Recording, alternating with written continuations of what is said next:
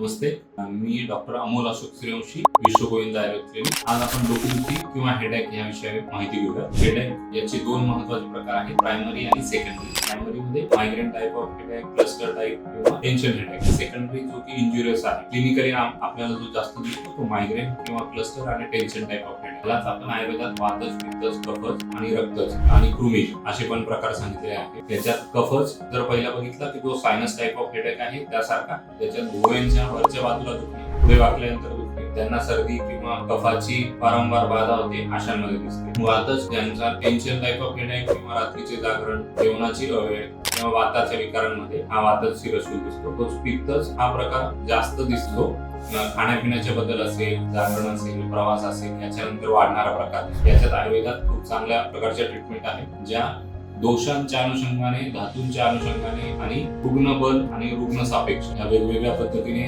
निदान करून त्यानुसार चिकित्सा केल्यास हा नक्की बरा होणारा प्रकार.